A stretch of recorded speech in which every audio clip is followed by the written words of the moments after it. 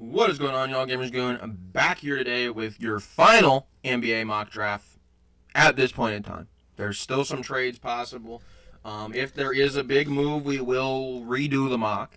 And I think a big move, anything after 20, I don't think is worthy of really redoing the mock because a lot of those guys are just going to be kind of in that area. But I think it's fair, though, if it's a lotto pick for sure, maybe even down to 20 with the Heat, we will redo it. But we'll see. We'll see. And before we get started, shout out to the OKC Thunder. They're your 2025 NBA champions. And also go send some love to Tyrese Halliburton. Goes down in the first quarter. Tough to see. Rumored to be an Achilles injury. Hate to see it in such a big moment, and just hate to see it in general there for Tyrese Halliburton. Hopefully he can come back better than ever. But we are on the mock drafts here today. Cooper Flagg is still the number one pick. Will not change from here until draft day on Wednesday. If it's anybody other than Cooper Flagg, I'm genuinely concerned for Nico Harrison and what the Mavericks fan base might do. They already made him mad once with the Luka situation. It's Cooper Flagg. It's not that hard to figure out. Number two, a team that's been kind of in some trade rumors, kind of not really.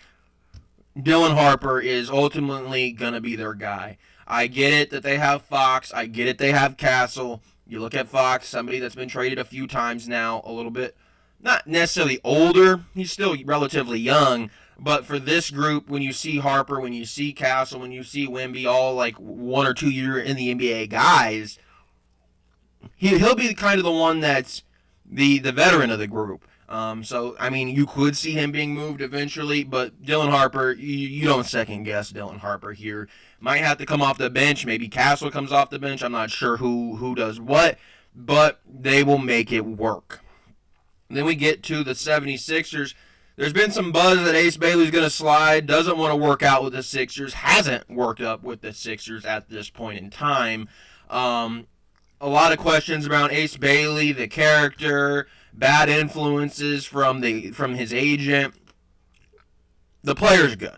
The player's good. That's what I can tell you. But if you're a team like the 76ers, Ace Bailey did cancel on you. I think that is going to rub them the wrong way. I think they go VJ Edgecombe, really good two-way defensive, offensive prospect here. I think Trey Johnson offensively might be better than Edgecombe, but you look at VJ Edgecombe's all-around game. He'll be able to compete defensively next to Tyrese Maxey. I get it, you have Jared McCain, and VJ Edgecombe doesn't have as much size as Trey Johnson necessarily, but this is a really good defender here in VJ Edgecombe, and a really good offensive player as well. I don't want to knock his offensive abilities, but really good perimeter defender here in VJ Edgecombe that they are picking up.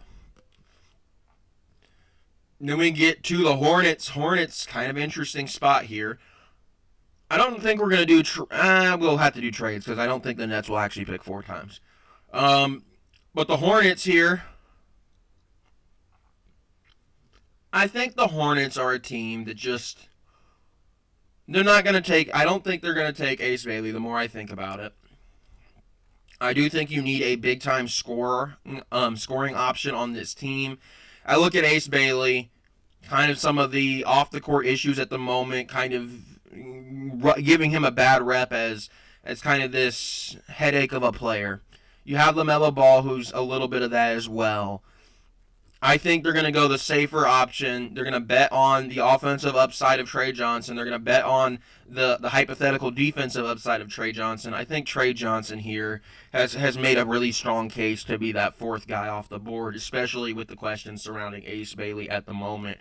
And then here with the Jazz, I think the Jazz trade down. I think they trade down because I don't know if they're the team really to take the Ace Bailey pick here. So, I don't know if this trade has been discussed by anybody necessarily, but we are going to be trading these Jazz. The Jazz would have a lot of picks. It's just kind of going back and forth here. A team trading up for Ace Bailey. Could the Blazers be an option here as well? The Blazers, I feel like, could really use Ace Bailey. What would they give up? because you gotta remember they gotta give up a player here probably. Maybe it's a future first is maybe instead of a player. Anthony Simons doesn't really fit the Jazz's timeline, if you ask me. I look at obviously you're not gonna trade Scoot Shaden. Kamara was really good. Denny was really good. Ayton's a name that pops into my head, but I don't really think the Jazz would have interest. So maybe not the Blazers. But a team like the Hawks, they have 2 first-round picks as well. This Jazz pick is tricky for me. It is tricky for me. I'm not going to lie.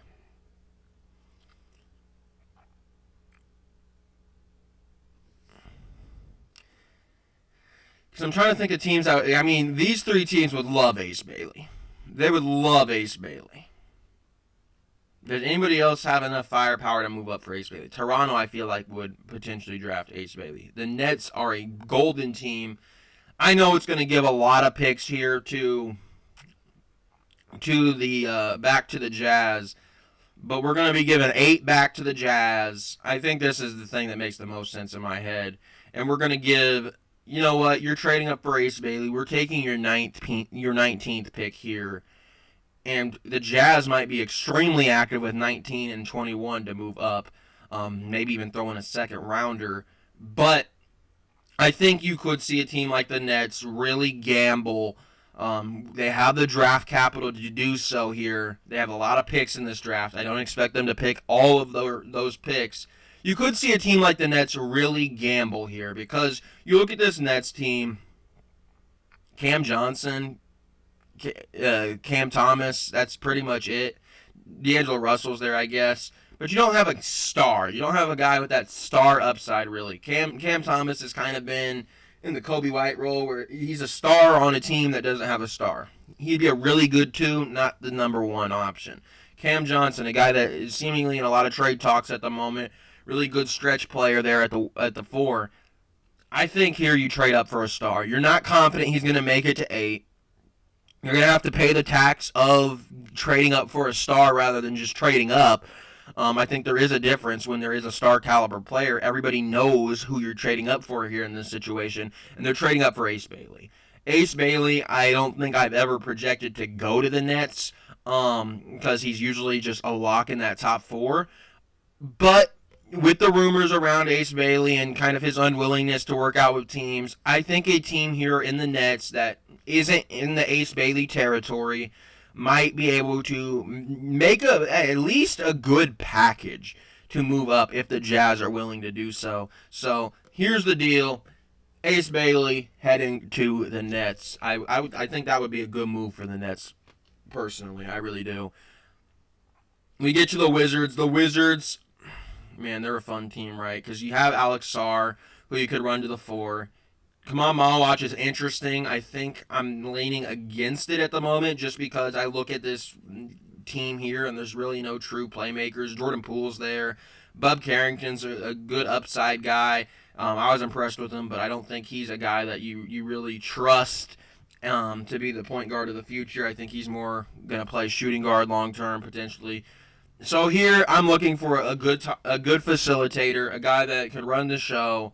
Jeremiah Fears seems to be the one getting the most love at the moment, and I think it's well earned because you look at Demon and Yakachonis. Kasparis can hit the 3. I do have some questions about his attack game going towards the basket. Yegor Demon right now offensively is kind of raw, which I know is weird to say with a guy like Demon with Demon's talent compared to Josh Giddey, but his offensive game's not super consistent. His shot's still developing, where I think Yakachonis is a little bit further along. And then Jeremiah Fears just going towards the basket. Not necessarily like a Russell Westbrook going towards the basket, but he attacks the rim without any hesitation. A decent shooter. Jeremiah Fears, a good playmaker. At times there at that Oklahoma team, put him on his back. I like Jeremiah Fears here. That's basically what we're getting at, is I like Jeremiah Fears here to the Wizards. Ace Bailey could have been an option for them. The cookie didn't crumble their way. We got the Pelicans. The Pelicans now up. This is another team, point guard needy. Point guard needy. Have Ease Missy. Seems like that'll probably be their long-term center. Malawach is kind of good value at this point. Do they take the gamble there and maybe run him as the backup power forward, maybe even center? I think there you have some questions. Trey Murphy's been in some trade talks, and I feel like they could get a really good deal out of Trey Murphy.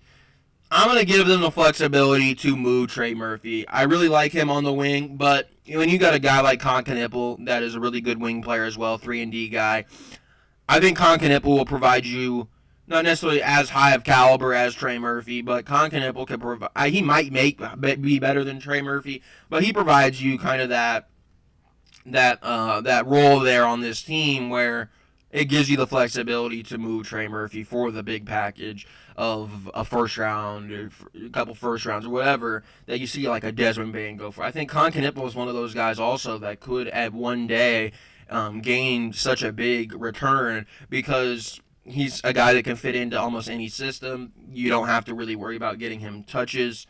He'll just do his thing. So here with the Jazz, they gave up Ace Bailey willingly. I'm going to have the Jazz throw a big curveball at us here. They're going Carter Bryant. Not necessarily out of Carter Bryant's range, but I look at a team that could use some wing help. Yeah, they might be able to use a true point guard, but Keontae George and Isaiah Collier will do for now. I'm looking here at this to be a big swing. You passed on Ace Bailey because of character concerns. To me, there's really no character concern, but Noah Senge and Carter Bryant are my two big, I wouldn't be surprised if they go in the top 10. They're big swings, but if they work out, they'll be good players.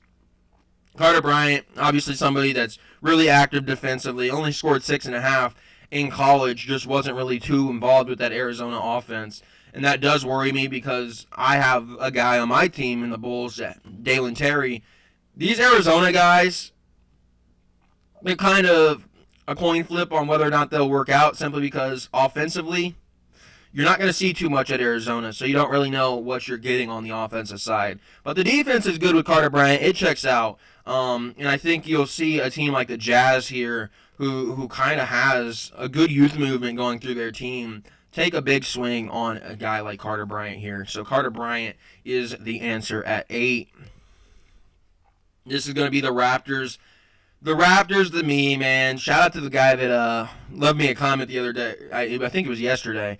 He was talking about Malawach and Queen there at 9 for the Raptors. I think it's a fun situation to watch there. Malawach, a little bit more defensive prospect, a little bit more developing offensive game. Hasn't been around the game of basketball for too long. Derek Queen, obviously, big-time offensive player. There's some concerns about the defense. There's some concerns about his offense even, I know, which is crazy after saying he's a really good offensive player. Because Derek Queen in the NBA probably will not have the ball in his hands nearly as much as he did at Maryland.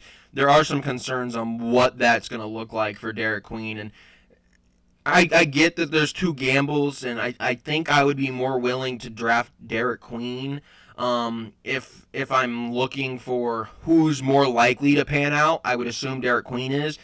But I look at Malawach, and I really want Malawach for the Bulls for this reason. The defensive upside on Malawach is insane. It is insane. Big-time shot blocker. Didn't really do much at Duke. Offensively, wasn't really asked to do much. If you can get... I think Malawach's ceiling is better than Derek Queen's. I think that's kind of why I'm leaning towards him for the Bulls. Simply because his upside seems insanely high. Derek Queen's, the defense will have to come around, but I think he's more likely to pan out. I think, worst case scenario, his floor is somebody that will be in the league for 5-10 years. Kamal Malawach's floor is not, I don't even believe it's that. But I think right now, you're a team drafting for high upside, and you're also a team that has Jakob Poeltl. I think you can afford a miss here. But Malawach, I really like his game. I get that there's some maybe bust potential there if that offense never comes around. Only 8.5. And you're also looking at a guy that hasn't been around the game of basketball super long. You're looking at a guy that's not a great rebounder. He can rebound. He's obviously big, but you like to see those numbers up there a little higher. A little bit more of a raw prospect, but a guy that just checks all the boxes in terms of defense, a developing offensive shot. You think he could be a stretch. But the problem is when you get to the NBA, are those things real? That's kind of the questions you need to ask yourself. How much of what we've seen out of Malawach in the off season during this draft process and during the season alongside Cooper Flag and all this, how much of that's going to translate onto a team here in the Raptors that best player is Scotty Barnes? How much is that's really going to translate to the NBA? I like Malawach, but there is some concern there that he might not be able to work out depending on his situation. So this is one that I have never been able to select for. The Suns, they have 29. Because I was talking about the Suns taking a guard at 29. They got some picks now here. Kevin Durant off this team. Insert Dillon Brooks and Jalen Green. Jalen Green, I don't know if he'll be here. Because there was that rumor about a week ago where Jalen Green was already being shopped by the Suns. Suns kind of figured they'd get Jalen Green, so they were asking around what they could get.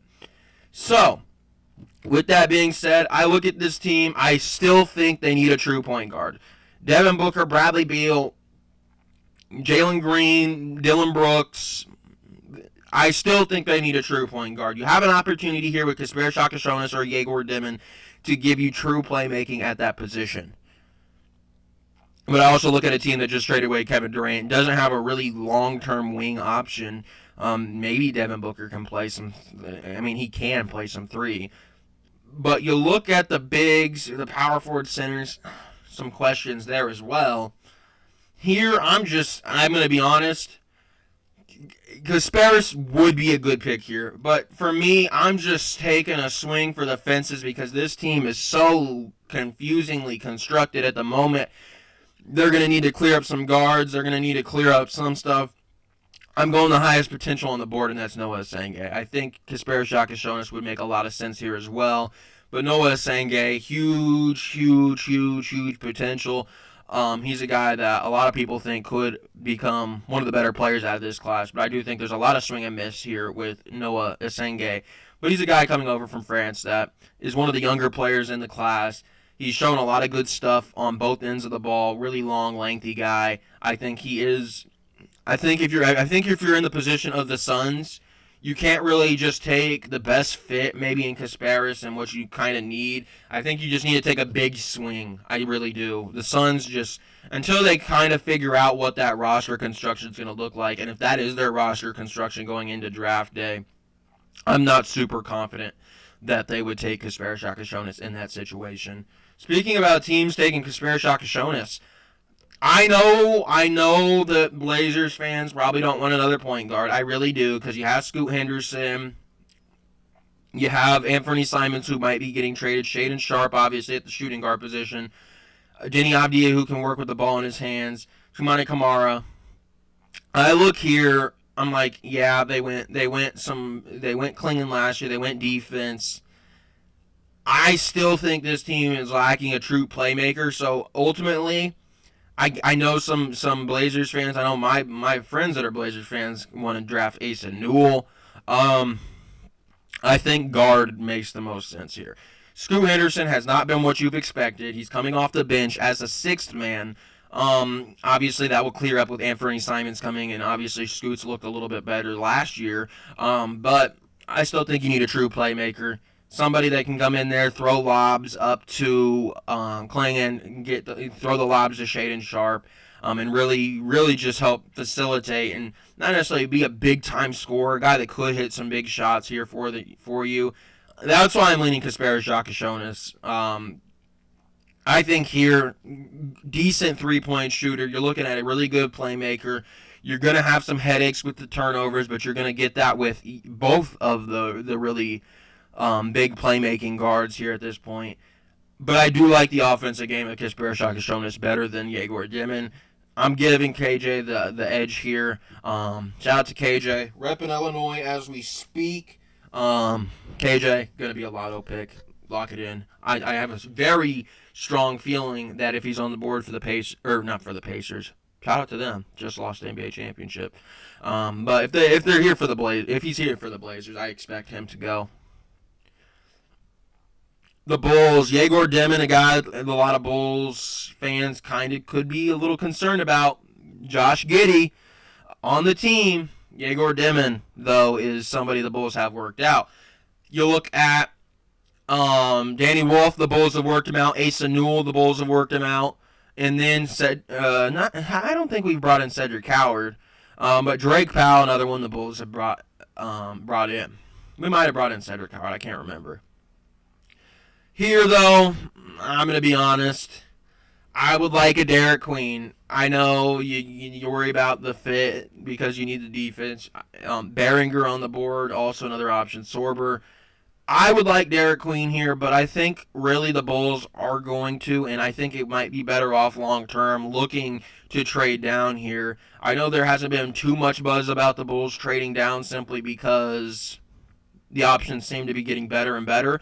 We didn't think Queen was going to be there. Now he seems like he's going to be there. So this is a situation here with the Jazz. It was a Nets situation, remember, that the Nets would have been doing it. Now it's the Jazz picking up the picks here, and they're going to be flipping 19 back to us for 12 to get this deal done. That trade's going to go through. There were some talks about the Bulls potentially wanting to move up to that Jazz number 5. Didn't work out. Nets had a little bit better of a package. The Jazz here, I think here you take a swing. Carter Bryant obviously was one of those swings. I look at Kessler, Filipowski, probably don't need a big man. Derek Queen is a different style of big man. But we were talking about needing a playmaker. We were talking about potentially needing a little bit more of a playmaking guard than Keontae George and Isaiah Collier, because you could run both of those hypothetically at the shooting guard position, especially if you move Colin Sexton. Yegor Demin here at 12. You're getting a playmaking guard. Little bit of a question on the all-around offensive game. Defensively, there's some questions, but you're bringing him in to be a true point guard. I know it says he's 6'9" and he's a shooting guard, and some people have even considered him playing small forward. Trust me, that is not his game. That is not Yegor Demin's game. Trust me. He is a guy that will be a good facilitator. The offense is not there right now. He might even spend some time in the G League offensively. The Hawks. Hawks at an interesting spot. I think here with the Hawks, obviously you have Onyeka Okongwu. Big-time athlete. I think that right there probably eliminates maybe Asa Newell from your books here. I think Sorber was obviously a really good pickup for them on the defensive end. But I think here, with the thing being what's fallen to him, I think Derek Queen goes in the lotto still. I know I've had him fall a few times to the Timberwolves. I think he still goes in the lotto. It's just too good of a player here. I get there's defensive questions. I don't think that should slide him all the way outside the lotto. Derek Queen just a really good player. And if you're looking for a guy that could legitimately be a 1-2 punch with Trae Young, this is your guy here in Derek Queen. We get to the Spurs. Dylan Harper on this team. CMB's sitting there, man. Wow, CMB is sitting there. I think you see they took Dylan Harper. Obviously, they have Fox, they have Castle, they have Wembanyama. They're a team that's kind of already in position here to start making some noise. I don't know why this is in my head. But what if you added the 3-and-D potential here with Cedric Howard? He's a guy that I think will be able to play right away. A guy that I don't necessarily think he's going to be a starter or anything right away. I think you might need to see him kind of show it first. But a guy that a lot of people like for his three-point shooting ability, defensive ability, didn't get to play too much at Washington State, transferred to Washington State. But you're looking at a guy here that I think could easily fall into an off-ball player at that small forward position. I know it says he's a shooting guard, but he's big enough to play the 3. that's going to be a 3-and-D player. He's going to be a guy that's a role player for this team. I know a lot of people think Cedric Howard can become something great. In this situation with the Spurs, you're going to need to fit a role. And I think that is kind of what is attracting me here to Cedric Howard for them, because I'm looking at kind of their other wing options here, because obviously we have Victor Wembanyama. Do you pair him with Asa Newell maybe? I guess that's an option. Sohan obviously is there, so CMB doesn't make too much sense unless you move on from him. I'm looking at the big men really. Sorber probably fits best at center. Danny Wolf doesn't make too much sense here. Asa Newell's kind of the wild card of maybe works out. Rasheer Fleming might be in that as well. But here I think you get a 3-and-D player to play the small forward, and that's Cedric Howard. A little bit guard heavy when you look at just like the positions that they project to be, because this says shooting guard, and obviously you have Dylan Harper as well as a guard. But I think Cedric Howard can run the 3 here, so we're drafting Cedric Howard. He will make it lotto. He will make it lotto. And that's good, because I think the Thunder could have took him. I look at the Thunder, though, as a team right here that just needs to fill roles. They're not a team that has star spots opening up for people. They're a team that's going to just get players they know can impact the game, and if needed be, they can produce right away.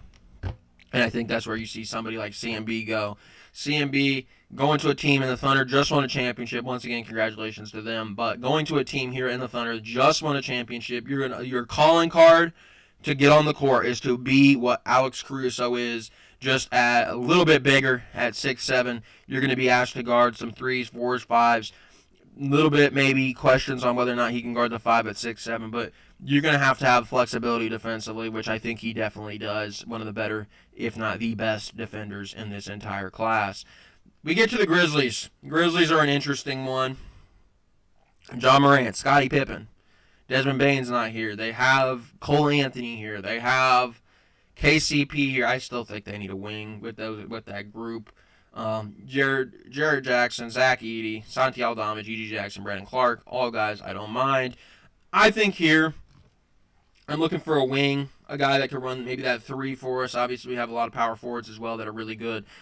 Will Riley sticks out. Neat Clifford sticks out. I think Neat Clifford, if he was younger, he would obviously be gone. I think this is a really good 3-and-D player. I view him very much in the same aspect as a Con Knipple, where I think he fits in everywhere. I don't think you're necessarily trying to fit him into a team. I think he can go to any team in the NBA and really work out, because he kind of has the Josh Hart role. I think he's going to be a better scorer than maybe Josh Hart is. But he's just a guy that I think fits on almost every team in the NBA. There's always a spot for a really good kind of does everything very well. I don't know that you can say he does one specific thing great, and that might be the downfall of his draft. But I like him here to a team like the Grizzlies. Timberwolves, I've had them in the past take some of those fall guys, the guys that like the Derek Queens, and that isn't an option here. We look at Naz Reid potentially leaving. Don't know if he'll be back. Julius Randle, obviously, will you expect to take his player option. Wing, a little bit of question marks. Anthony Edwards, Dante DiVincenzo, Terrence Shannon on this team. Jalen Clark as well. Rob Dillingham, you could use a point guard long term. Mike Conley in the fray there as well, but you figure he's probably going to start slowing down. So here, I don't know the Naz Reid situation, if you're going to bring him back. Julius Randle, if you're going to bring him back. Here, I think you get the one that can flex both. Sorber, I think, will play mostly center. Wolf, I think, is pretty much just going to be a center. I think here at Asa Newell, you're getting a guy that could impact you both offensively and defensively early on in his career. This is a team that doesn't really play rookies like that either, so he will have some time to really learn from Julius Randle and learn from Rudy Gobert and learn from some of those guys. But you're looking at a really well-rounded offensive player that shot has been pretty good in this draft process. You're looking at a guy that will be a shot blocker, will be a lob threat. He's a different kind of player than Naz Reid if you move on, and obviously different kind of player from Julius Randle if you move on from him, or whichever one you do move on from. I don't expect both to be back. Maybe they are, but this gives you some flexibility at the power forward and center position, because this is a guy that's been talked about as he might play center. He kind of is leaning towards playing power forward, but he's a guy that might have to play center in the NBA, and he has the size to do so. So Asen Newell here, I think, makes a lot of sense for them. A guy that the Bulls could be potentially considering. Guess what? Now he's off the board for the Bulls. The Wizards now up. They took Jeremiah Fears. I know there was some other guys on the board that could have made some sense. We were talking about maybe moving Sarr to the power forward, and we guess what? We still get that opportunity because Sorber is there, Behringer's there, Wolf is there. I think here with Sorber, really good defensive player, a lot of offensive potential as well. This is a guy that I think kind of just fits the mold of what this Wizards team has. Because, I mean, there was that one Wizards fan that commented on my one of my videos. It was like, Matlock kind of just feels like, hey, you could pair him with Sarr because they like those very long, good defenders. Like, that's what they like here on this team. You look at Bilal Coulibaly. You look at some of those guys there as well. Alex Sarr, obviously. Kaishan George. A.J. Johnson. All those really long arm span guys. Thomas Sorber, I think, defensively kind of checks the boxes. And then you're talking about moving Sarr to the power forward position, which you might be able to get more out of long term. And then you got another good defender here in Thomas Sorber. So the two Bulls players right before the Bulls pick here at 19. Hate to see it for the Bulls. But the Bulls pick 19 and 21 now. I think the Bulls here, with the first one, probably just got to take their guy. And you got to have a question on who that guy is. I know Jace Richardson's been projected to be a Bulls pick, but I'm looking at this team as Josh Giddey is back, Kobe White, Ayo Dosunmu are back, Modest Buzelis is back. Obviously, Patrick Williams will be back unless you somehow find a way to trade it. Vooch, I don't expect back. Smith and Collins, I expect back.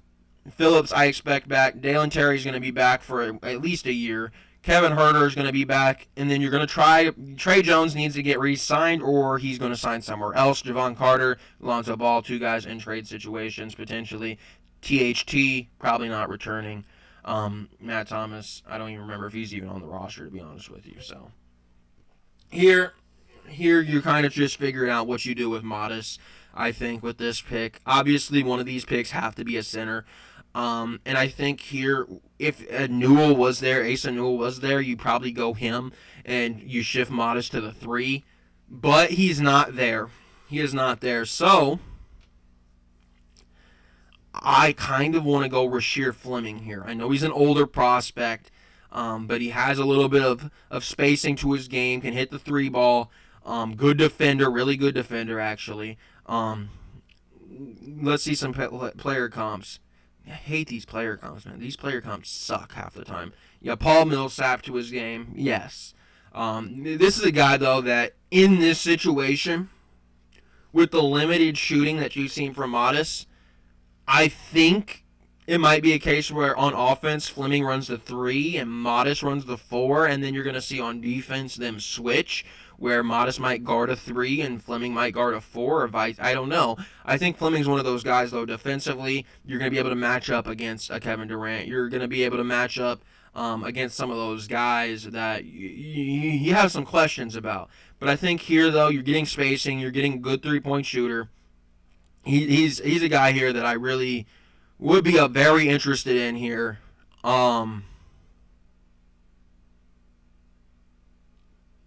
This is, to me, this is just going to be a guy that could really impact this Bulls team. He could really help us out. So, I mean, it's not necessarily a 5 in a center position, but he is that wing that could be an impactful player. Because, I guess Will Riley could maybe be in the mix there as well as a good shooter. I think he'd probably lean towards Fleming. I know he's a little bit older, but I think he might lean towards him. Then we get to the Heat. The Heat have been a popular point guard destination. If Jace Richardson is there, I don't care who else is on the board. Jace Richardson should be their pick. Simple enough. Really good guard there out of Michigan State. Kind of came on not necessarily late in the season, but was not a starter immediately at Michigan State under Izzo, but kind of grew the trust, and grow Izzo's trust. You got to be really good, and Jace Richardson is guy that should work out in the NBA. Was a guy that we had projected to the Magic a couple times, but unfortunately for him, Magic traded away for Desmond Bane, and guess what? Now your spot opens up. The Bulls here. Here it's got to be Danny Wolf, I think. Danny Wolf, a guy they've already brought in. You look at a playmaker here as well. I think obviously you've seen him on teams with dual bigs, with Vlad Golden. So having Modest around, having Fleming around as guys that are going to need touches, I think he'll be able to find them. Obviously, he's going to play with Giddey as well, who's another good playmaker. You're adding true playmaking on this team. Wolf can get it going around the rim. Weirdly enough, Danny Wolf is a decent shooter, but his free throw shooting is not particularly good. But he's a guy here that I think kind of just fits that fits that mold of Kyle Anderson's kind of not the right. I'm trying to. He's kind of a budget Jokic, yeah, a little bit of a budget Sabonis even. I think he gives you kind of what you're looking for out of those two guys. His athleticism is probably on par though with Jokic and Sabonis, but he's one of those really good playmaking big men. There's not many of them, but when there are, they're interesting to watch. Not all of them work out either. But Danny Wolf here, a guy that I would be willing to take a chance on. Two older prospects in Fleming and Wolf, and that's probably not where Bulls fans' hearts lie. But I think you're getting two good players here for the Bulls, and I am a Bulls fan and would be happy with both of those guys. We get to the Hawks. Hawks went Derek Queen. They went their high offensive upside, Derek Queen. Here, what do I need here? We have Ricochet, Jalen Johnson. Jalen Johnson's going to run the power forward for me, so we do need a wing. We still will need a wing. Here I'm looking at maybe Will Riley. Neat Clifford would have been a good pickup, but Will Riley an option here. Noah Penda an option. Drake Powell also an option. I think really it comes down to those three. To me, I'm leading Will Riley because I like the offensive game of Will Riley. You look at a big-time shot maker. You look at a guy here that needs to put some muscle onto his frame, but a guy that does not shy away from contact, goes towards the basket, finishes some really tough shots. Will Riley's not a guy that I look at when he gets to the NBA. He's going to be settling and just. I think he's a guy that's going to bust his tail. A guy that wants to be great, and I'm drafting on based off that. When you look at Derek Queen, he's a guy that wants to be great. Will Riley here is a guy that wants to be great. I think the Hawks would get really two outstanding players here in Will Riley and Derek Queen if they were to do so. So Will Riley is going to be the pick here at 22. Shout out to the Illinois boys. We get to the Pelicans. Pelicans took Con Knippel. Not the sexiest of picks because it's Con Knippel, and Con Knippel kind of just fits anywhere and does everything. But what do we do here now at 24? This is a team here that I could talk myself into a guard because you have obviously CJ, who's old, Jordan Hawkins, who hasn't really done too much, even though I do like him. DeJounte Murray, always hurt. Jose Alvarado, obviously really good defender. I'm talking myself into a guard here. Nolan Traore makes some sense. He's a guy that a lot of people really, really like. Is coming off of a down year from last year, but a guy that at one point was considered to be a top guard prospect, and I think that is really what you're banking on here with Nolan Traore. You're not drafting him off of last year's film. You're drafting him on what he was thought to be. You've seen a lot of guys come to the NBA kind of really highly sought after before they played the year before their draft. I'm looking at like Jaden Hardy. I'm looking at some of those guys. And then you saw them kind of take a step down and people kind of cooled off their hype there. I think here with Nolan Traore, though, you're taking a gamble of a guy that's going to be able to rekindle what you thought he could become. And he's still a guy that, last year was a down year for him over there in France. I think he plays at Ratio Farm Ulm. I believe that's the team he plays for over there. But he's a guy that I think ultimately you're going to bank on an upside for him. The Thunder, I feel like because Thunder fans, I've done this to you guys the last couple videos. It's just been Liam McNeely and Colin Murray-Boyles, and it's not going to change. You're looking at a guy here in McNeely that I think can shoot but not create his own shot. You're looking at a guy here in Liam McNeely that fits the role of coming in, being an aggressive rebounder. And I think, once again, this is a team here in the Thunder that has a spot for a guy like that. You're going to need rebounding at times, and you also need three-point shooting when you have Shea, when you have J-Dub out there. Not that they can't shoot threes. They definitely can. They're both really good three-point shooters. But you need other guys to hit down the three. I think Liam McNeely can do that. Don't necessarily think they'll have the ball in his hands a super ton of the time, but he's a guy that I think they will look for in that three-point game. We get to the Magic. The Magic, Jonathan Isaac could have been on the Bulls, but they traded Kobe White, by the way. Cole Anthony's not on this team. Desmond Bane is. I look at a team here in Anthony Black with the point guard situation. You don't really know what you got there. Tyrese Proctor a little early here. I think you go Walter Clayton Jr. You need a guard. You're going to need a point guard. Not necessarily saying that Suggs and Bane can't hold it down, but those are guys that I don't expect to play point guard. Maybe they do for this team. Walter Clayton can do that. He can provide you some depth. I don't know what the starting lineup's necessarily going to look like with the pace, or not with the pace. Why do I keep saying the pace? With the Magic next year. But this is a team here that I think could take a little bit of a gamble, fill the Cole Anthony role as well there with drafting Walter Clayton. Then we get the Ace Bailey Nets. The Ace Bailey Nets, they don't need a wing now. We need a wing now.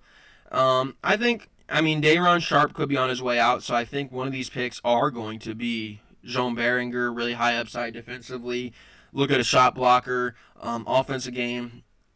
Needs to be developed, but you're looking at a guy here, really good athlete in Jean Beringer. That's obviously, I think, going to be one of my picks here with the Nets to get that backup big man role. And then I'm going to look here as well.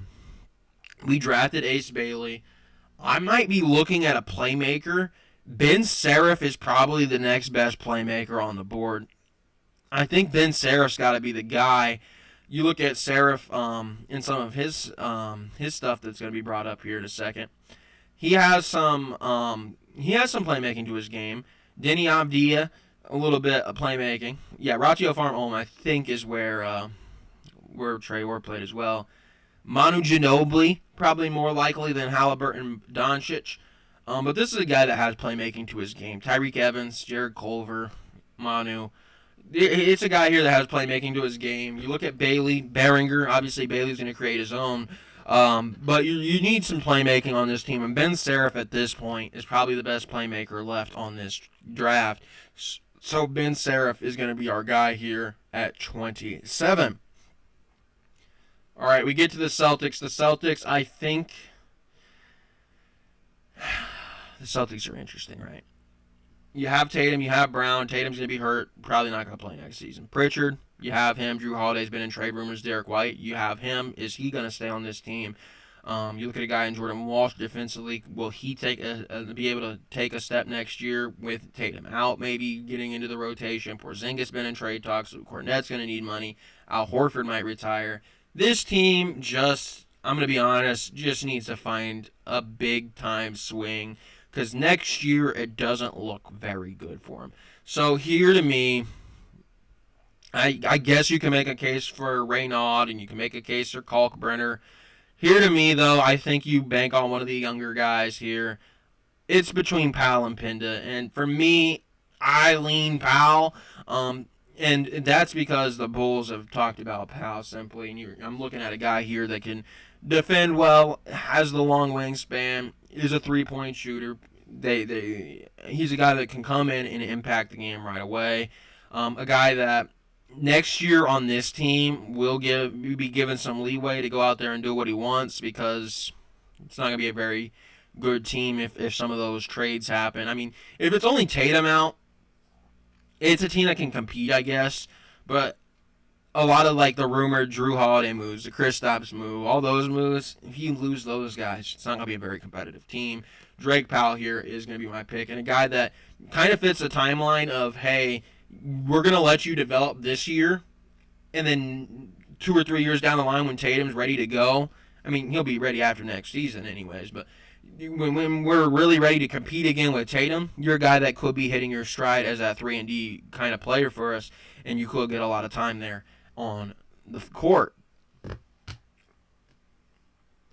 right, we get to pick 29. Their last selection was the swing on Noah Asenge. I talked about them needing a point guard. I still don't even really know that I can even do that, to be honest with you. There's not a true point guard here other than maybe Tyrese Proctor that I would consider. I wouldn't really consider Javon Small in this situation. Don't love the shooting guard options to play there. Small forward, we drafted Asenge. Center, we have Nick Richards, who I do like. Power forward, is there a swing potentially? There's no real big swings left on the board. To me here, is there a small forward swing? I guess I didn't check small forward. Noah Penda could work out because Asenge has some ability to maybe run the four. We're going to take a swing here on Penda. This is a team that just needs to start taking some swings if you're the Suns. I don't really like this roster to begin with. They just need to start taking some swings here. And Penda and Asenge are going to be those two swings in my mock draft. I know they kind of have some overlap at that small four, but you would potentially be running Asenge at the four. We now get to the Clippers. The Clippers are now up, and the Clippers, I think they're another team that could potentially look point guard. Center's their only position that I wouldn't consider. They have a lot of guys here that are just good and old. Kawhi is old, good though. Derek Jones could run some four, obviously. We've seen him do it. Norman Powell, I think he's, what is he, like 31, 32? James Harden's old. It's a team that can use a lot of different things. Well, and they love to draft the Kobe Browns of the world, where they're good college players, but I just don't see it in the NBA. Let's see here if we can find a guy here for him. Cam Jones here makes a lot of sense to me. He really does.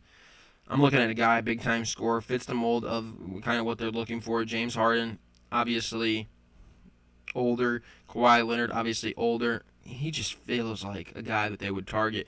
I'm going Cam Jones. I'm trusting my gut. Cam Jones is going to be a first-round pick. I love this player, man. Big-time scorer at Marquette. Saw a little bit of efficiency drop last year because he was the guy on Marquette, but really good player here in Cam Jones.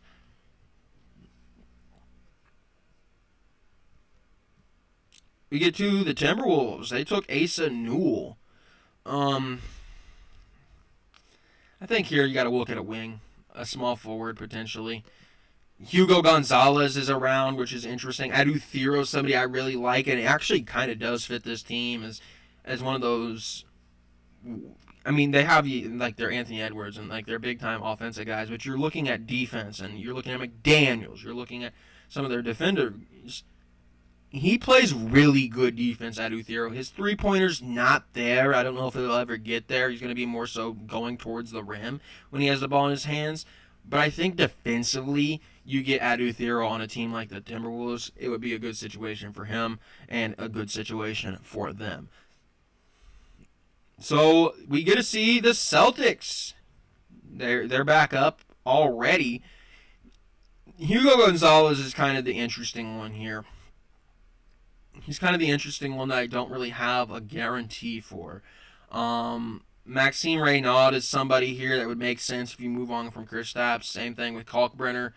Yannick Conan Niederhauser could also be an option. Hanson Yang as well. I think here I'm relying on Maxime Reynaud's offense. I like him a little bit more offensively than maybe Kalkbrenner because he's, I think, potentially going to be a little bit more bulkier. Because Kalkbrenner really, really skinny. But Reynaud's somebody that I think could come in early on, and I think he's going to have a slight advantage there in Kalkbrenner, just being able to bang around with some bigs. Neither really known for elite defense, but they're both 7 foot, can both block shots. Hornets, Trey Johnson was their pick. They get back-to-back picks now. And I think you could see them potentially go wing here because Ace Bailey might have been in consideration. You could also see them go backup big man because Mark Williams might be on the move. So we are going to go with Hugo Gonzalez here, who is, I believe, the youngest player in this class. A lot of people have him as a lock in the first round. I don't know enough about him to give a for sure answer on that. And then here I think I'm going Kalkbrenner over Yannick Conan Niederhauser just because Kalkbrenner can stretch the floor a little bit. Kalkbrenner, a very, very lengthy player. As you can see, really long arms. The offense was played through him a lot at Creighton, so I don't necessarily think what you saw at Creighton is what you're going to see in the NBA with him. But there he goes. He is off the board. Potential first-round pick in him. 76ers now on the clock. They went VJ Edgecombe. They don't necessarily need a backup big man, so Niederhauser is off the board here for them. Power forwards a team or a thing I might consider as well. Ace Bailey could have been an option, and I think he would have been an option if he would have worked out for him. But he didn't. He didn't. So you're going to see a team like the 76ers probably, I think they would probably want to get a guy. I don't know if they'd go a Markovic. I don't really know if they'd go Ruzic. I don't think they would go Hanson Yang necessarily. I think you go with kind of the for sure thing because this is a team that's kind of in a weird spot of, yes, they picked top 3 and they were able to get VJ Edgecombe. But if Embiid is healthy, if Paul George is healthy, if Maxey is cooking, if VJ Edgecombe comes in and is what you think you are, this is a playoff team. You got to get a guy that can help you in your rotation. You look at Yabusele coming off a good year, potentially could need more money as well. I don't know if they'll extend him or is his contract up?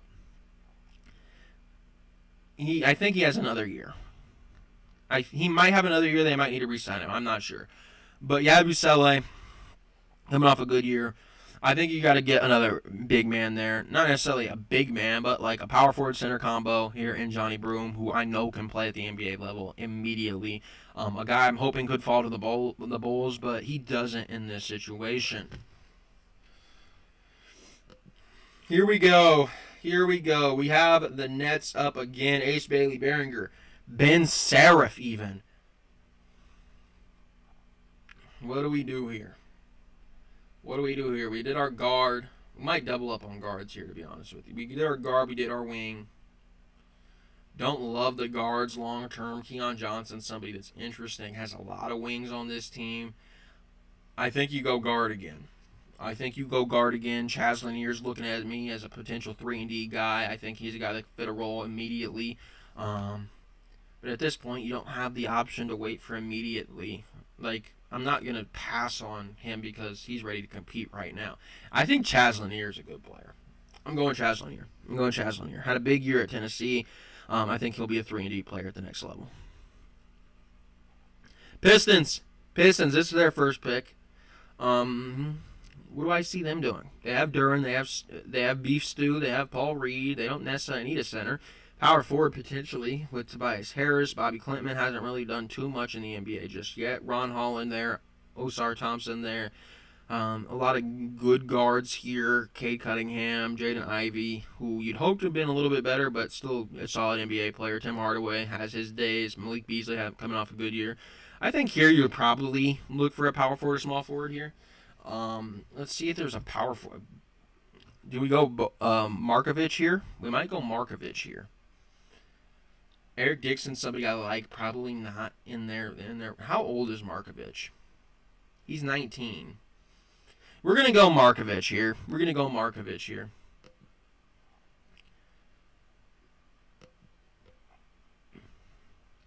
All right, now we get to the Spurs. The Spurs take Coward. I said Howard because I looked at Harper and then I said Coward. They get Coward. They get Harper. Here, I think you see them maybe go for a power forward as well. Markovic just came off the board. Do they go Ruzic? Ruzic, the Croatian. 18, one of the younger players in the class. Floor, out of the league. Expectation, out of the league. Ceiling, starter. Comp, Davis Bertans and Maxi Kleber. They have some potential. I mean, you have some potential to miss here in the second round, if you're the Spurs, you have 2 expected hits in the first round. You obviously have some really good players in Castle and Wemby that have hit. I think you take another big swing here in Ruzic. If you could get a Davis Bertans out of him, I think you did what you needed to do in the second round. The Raptors now up. This is a team that just drafted Kaman Malawach to help them at the center position. I think you could see them go guard. RJ Barrett's been in conversations. Emmanuel Quickley, obviously good, but I think there's possibilities that you could upgrade. Tyrese Proctor is somebody I really like because he's this jumbo point guard, played at Duke, a lot of experience. Tyrese Proctor here makes sense to me. He makes sense to me. He's somebody that I think come in and run the show. Not going to be asked to do too much, and a guy that I think could be an impactful role player for a team. The Wizards, they went Fears, they went Sorber. They don't really even need a wing. I was kind of going to go wing. I think we're going to double up on the big man here. Believe it or not. We're going to go Niederhauser here from Penn State. Big-time athlete. But this is a guy here in Niederhauser that I think is just going to be... You're going to set him in the dunking position and kind of just let him be there. He could fill in the Rashawn Holmes role. He could fill in the Mahinmi role. I don't think you necessarily need to draft an insane prospect there. Just go get a guy that could be a backup big, and that's what Niederhauser is at this point in time. The Warriors haven't picked for them yet. This is an interesting one as well. I could see them go center. I mean, Trace Jackson-Davis does not play very much for this team. Quentin Post was good. I guess you probably don't go center, though. Quentin Post was really good. Kevon Looney, obviously still around. Wing you look at. Andre Iguodala is still considered on this team. Wow. Buddy Hield, Moses Moody, a bunch of guys there as well. Back up to Steph Curry is Gary Payton II. Pat Spencer's around. This is a tough team to predict as well. Wow.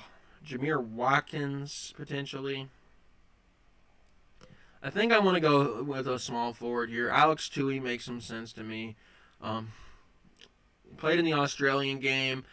He was one of the guys that I think was doing fairly well in the games that they were playing in the draft.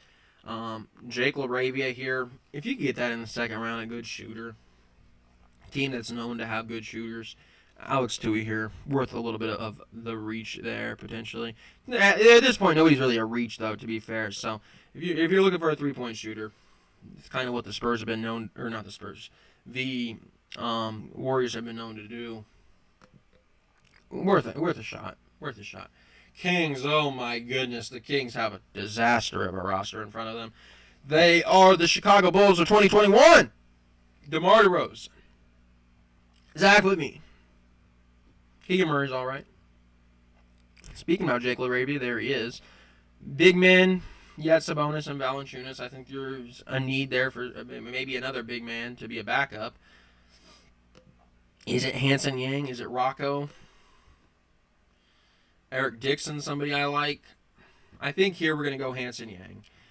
He's a guy that he's seen some interesting mocks of people putting him in first round. I think it's reasonable to think he goes here at 42. You're getting a 7'1", 19-year-old to develop. Rocco Zikarsky, another really at this point, outside of maybe Vlad Golden, a lot of these big men are going to be raw. Maury Williams is kind of what he is. Cliff Omoruyi is kind of what he is. The older ones are just kind of what they are. But at this point, you're kind of just taking a stab at a big man. Rocco Zikarsky, a very raw big man as well. The Jazz, they've drafted Carter Bryant, Yegor Dimon. They've taken their 2 gambles. I think here you see them take a little bit safer of an option. We went Dimon, we went Bryant. I think here you go another wing. What kind of wing fits this? I have Dimon. I could use a Kobe Bryant if Dimon works out to space the floor. I could use a Kobe Bryant. I really like Kobe Bryant's game. 6'7" at the shooting guard position. Pretty much just going to be a knockdown 3-point shooter. I like Bryant here.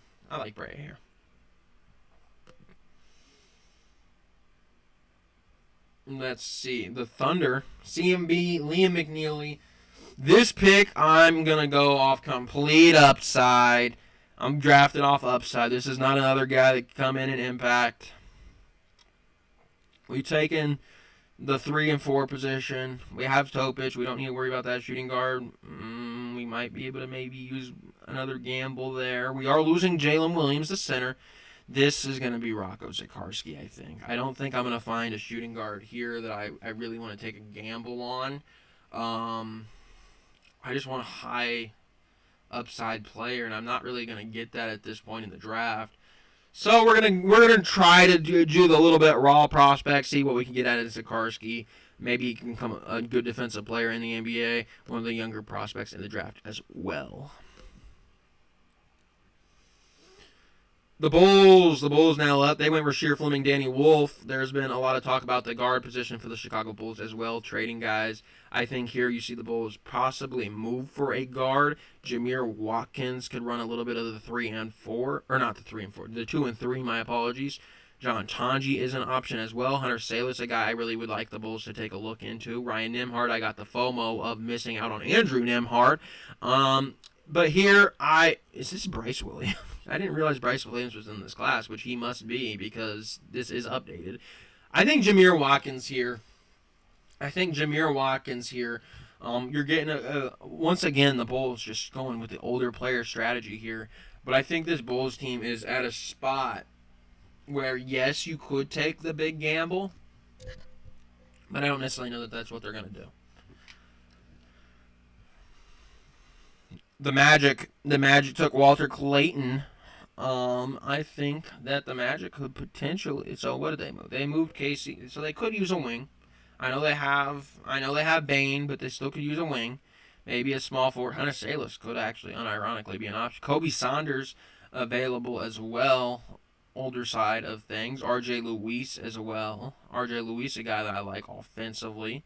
They kind of really feel like a team that would draft a kind of a two-way defensive and offensive guy. Eric Dixon's not going to give you much of that. I think Kobe Saunders here.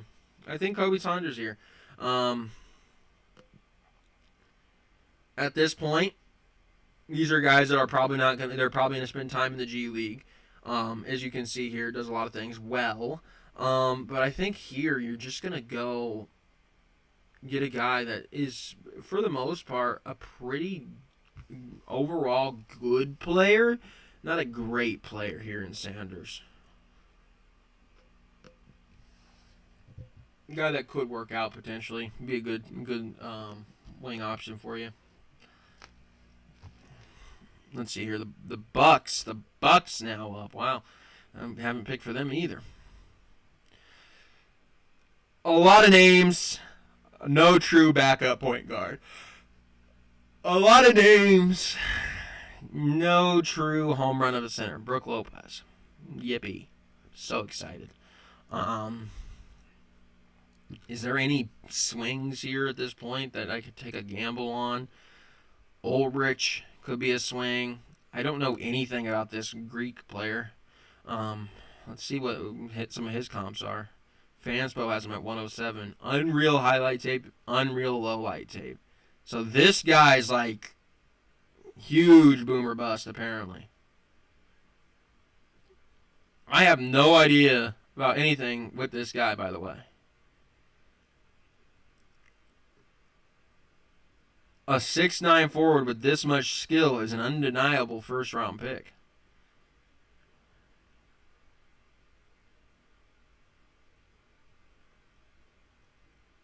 So this is a guy that's highs are high and his lows are very low. We're going to go with this guy. I have no idea who he even is. Nicholas Avdalis. That is going to be the pick here. I kind of like it. Here for the Bucks. It said his highs remind you of Luka, and then his lows are like, who is this guy? When's he play basketball? This is a team, though, that's really good at developing talent. If you think that you see a little bit of Luka in him, I think it's worth a gamble here in the second round. The Grizzlies now up here. They took Neat Clifford. Now, what do? Neat Clifford is going to run that wing for us. He probably still could use a wing. I think we're going to draft another wing here. I do kind of like the idea of Dink Pate. This is a big-time athlete. Didn't have a great year. One of the younger prospects, but this is a guy that really good athlete. A.J. Johnson of this draft. Shades of Shaden Sharp. Yeah, he's going to attack the rim. Zach LaVine. Yeah, this is another guy just at this point worth a dart throw here if you think you might see Zach LaVine in him. But really good athlete there in Dink Pate. Somebody that at one point could have been a first-round pick, but haven't really seen too much hype about him since before the season. The Cleveland Cavaliers now. The Cleveland Cavaliers at 49. This is their first pick as well. Apparently, I don't know how much of this is true, but my boy Cam told me that they might have been a dark horse team for KD. So you might see them maybe enter for a wing. Backup big could also be an option. Ulbrich is there. He's another guy that's young. See what happens. We'll go Lachlan Ulbrich here and see what he can become at a UC Riverside. Don't know too much about him, but at this point, you're taking dart throws. Unless you want to go the older option, which some people might. The Knicks, this is a team right here that's ready to compete. They need to take older options. They need to just find something that will work. I think a guy here in an Eric Dixon is just really good value. I know that he doesn't bring the defense, but he's a really good player, good offensive player. A guy that I think could find a role on that team. Javon Small is still around, by the way. Oh, no. Did I just create a monster? Can I talk myself out of this not being Javon Small? I do understand that I had them draft Cam Jones to play shooting guard, but is there any way I can talk I don't think I can talk myself out of this being Javon Small. This feels like a Javon Small team. It really does. Yeah, it's going to have to be Javon Small. Play a point guard for him. Cam Jones will play shooting guard. Both will come off the bench first year. Noah Penn and Noah Senge. They've taken some swings. They might take another. Is there anybody worth swinging for, though? Their big men are okay. So Muhammad Faye might be off their board. I do like Hunter Salas. Insane athlete. Very raw. Out of the lead. Ceiling borderline all-star. Comps Mfiondu Kabengele did not work out. Thon Maker did not work out. Bismack Biyombo did work out a little bit. And I think Bismack Biyombo, unironically, was on this Suns team. Muhammad Faye might be the guy here. He might be the pick here. I think it's going to be him. Here. I need some size. We have Penda Senge. We got some size there. You have a lot of guards now. This is gonna be Muhammad Faye. We're gonna gamble on the Bismack Biyombo upside. Bismack Biyombo returning to the Suns in the form of Muhammad Faye. Oh, the Jazz. Oh, yeah, the Jazz. Don't really want to pick for the Jazz a fourth time. Carter Bryant, Yegor Deming, Kobe Brea. They don't need a big man. They have John Collins. They have Lauri Markkanen. They have two really good big men. But they this team sucks. I'm not going to lie to you. Do we just draft a backup big on Vlad Golden? I want to see Vlad Golden drafted. I want to see Hunter Salas drafted. I want to see R.J. Luis drafted. I'm going to go R.J. Luis here. Another wing here. Carter Bryant doesn't work out. Guess what? R.J. Luis can score. If all else fails, he can score. The Pacers. Wow, the Pacers. Congratulations. You get a pick here. I kind of want to do the Nembhard pick. I don't think they would. I don't know if they would. Could be looking for a backup big man. Was an option there for him originally. They didn't get the opportunity. They traded that pick away. Amari Williams, Vlad Golden. I'm looking at Miles Turner as a good defender. Didn't get the best out of him in the playoffs. Thomas Bryant. I need a big that can shoot a little bit. Unfortunately, I don't know too much about this Victor kid. I don't remember him playing at all, really. Terrific rim protector, good in drop coverage. Nothing sticks out offensively. Has a sound-looking jumper that has a chance of translating. Vlad, I don't think really can do that. Amari, I don't necessarily know. We're going to take a gamble here on this Victor Lakin kid. Lakers, the Lake Show. This is their only pick in this draft. Is pick 56. They have Luka, obviously. Gabe Vincent's around. Bronny, Austin Reeves, Braun, Dalton Connect, obviously could be traded. No, you never know. Jared Vanderbilt's around. A lot of bad big men. A lot of bad big men on this team. We're gonna go big man. I think Amari Williams might be my pick here. They like him on the Lakers too. That's good. But here with him, I just think you're getting a very solid player. I think you're getting a player. Tony Hartenstein, yes. Hartenstein, yes. I think he's just one of those gritty players. Tony Bradley's crazy. He's crazy. I just think he's not a guy that I think has super high upside, but a guy that I could see being a very quality big man in the NBA. We're going to go Amari Williams here. All right, we are coming up on the end of it. Vlad Golden still on the board. Was hoping to have drafted him by now. He has not been drafted. John Tonji still around as well. Team in the Knicks. Oh, pick has been forfeited. Guess what? Congratulations to Norshad Omier. Not actually selected. Nor do I think he will be. The Grizzlies now on the clock. The Grizzlies need Clifford Ding-Pate. They got some wings here to work with.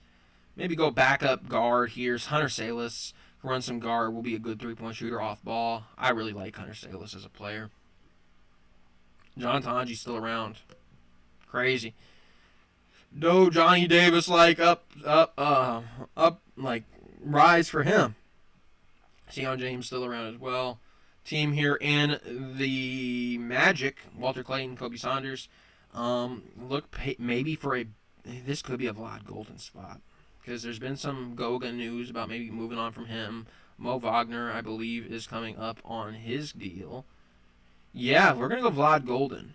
Not a super high upside, but a guy that I think would be a quality backup big.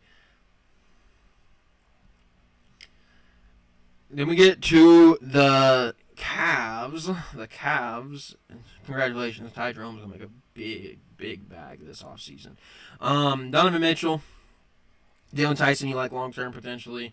We took a backup big here. Probably aren't looking there. We're going to go gamble on, I think, one of these guards. I think Sion James. We're going to go Sion James. A little bit bigger. I think you got a good player here. He's been in a winning program. He's going to be ready to play if his number's called. Not a guy that's going to need a lot of shots either. And we're going to wrap it up here with the Suns. Noah Senga, Noah Pinda. They got two Noahs. I just realized that. Two Noahs and a Muhammad Faye.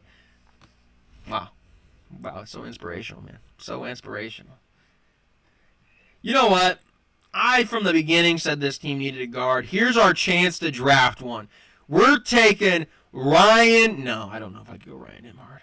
With John Tonji on the board, I don't know that I can go Ryan Nembhard. We're going to go John Tonji. Good scorer there. A little bit on the older side, but I think he will get drafted. I probably underrated Tonji's range here, but it is what it is. Anyways, thank you for watching. Let me know down below who you hope your team to draft first and second round. Let me know. Nets fans, once again, I'm going to ask you every single time that I've ever made a video is please let me know what you guys are expecting to do with all those picks. And can the Bulls have some? Can the Bulls maybe get a couple guys here rather than just one or two with their first and second? Maybe we could get three and really have a little bit of a future in Chicago. Rasheer Fleming, Danny Wolf. Who's our other guy? Jameer Watkins. Make it happen, Chicago. Anyways, thank you for watching. I will see you all next time. It is draft week. So on Wednesday, after the draft, we will come on here and talk about what happened. maybe Thursday morning we will have a second round mock, and then on tomorrow actually on Tuesday, we were gonna have some of my favorite prospects that I think will be can't miss prospects in a terms of like, oh, you didn't draft that guy. Tune in. We're not going to be talking about the Cooper Flags. We're going to be talking about some guys later down that I think people are going to have regrets on not drafting. But tune in for that. Thank you for watching. I'll see you next time.